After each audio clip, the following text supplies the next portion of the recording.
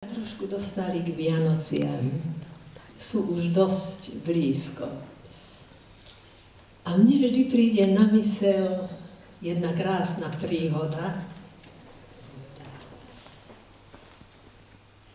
Keď sme išli s oteckom po ulici, bolo napadané veľa snehu a ligodali sa malé hviezdičky.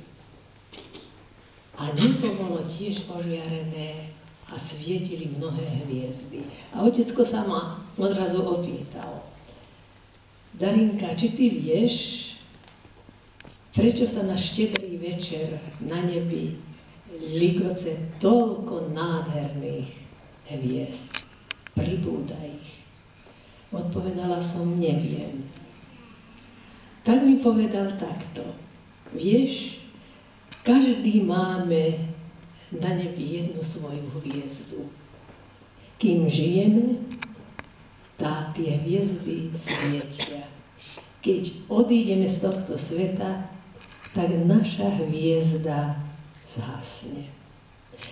Ale na štedrý večer, preto sa ich toľko ligoce na nebi, lebo sa zapaľujú aj tie, čo kedysi patrili našim drahým.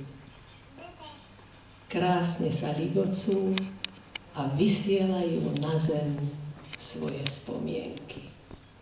Nezabudnem nikdy na tento krásny výklad. A keď som sa dakedy vrátila, keď mi bolo smutno, popozerala som si, našla som tie hviezdy a vrátila som sa opäť k štedrovečernému stolu. Akási pokojná. Naviažem na jednu krásnu, krátku báseň francúzskeho básnika, ktorý napísal François Jamais. Modlitba, aby som dostal jednu hviezdu. Môj Bože, nechajte mi vziať si jednu hviezdu. A zda tá utíši to moje srdce chore. Či snáď vy nechcete, by šťastie navštívilo trošku moje žitie? Či pamätáte sa, môj Bože, keď som bol ešte dieťaťom, keď som nosil chvoja, keď matka moja tížko usporiadala vaše jasličky? Nemohli by ste mi, môj Bože, vrátiť môj vek maličký. A keď veríte, že srdcu týmto uľavíte snáď, nemohli by ste mi, môj Bože, jednu hviezdu dať, lebo tak by mi ju bolo treba, chvíľky prevečerné, k srdcu ju privinúť, moje tak smutné, tak slabé a tak biedné. Možno, že sme sa trošku zamysleli, ale nechceli sme sa nejako rozlútosiť, ale predsa si spomenuli.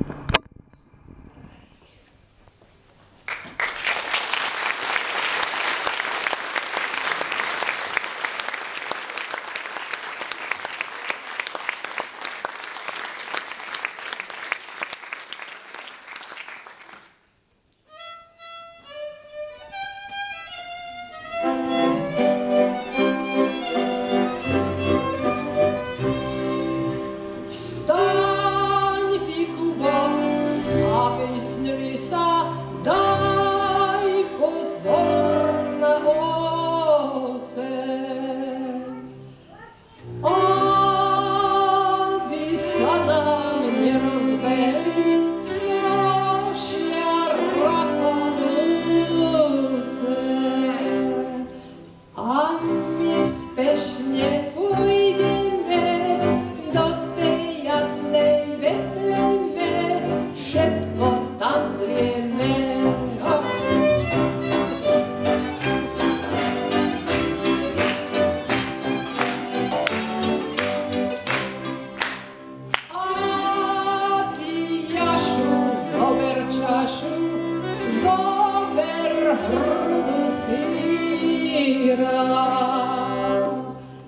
Takú ťažkú, čo ju sťažka ponesieme štyria. A my spešne pôjdeme do tej jasnej Betleme, všetko tam zvieme. A my spešne pôjdeme do tej jasnej Betleme, všetko tam zvieme. Pochválim Pán Ježiš Kristus.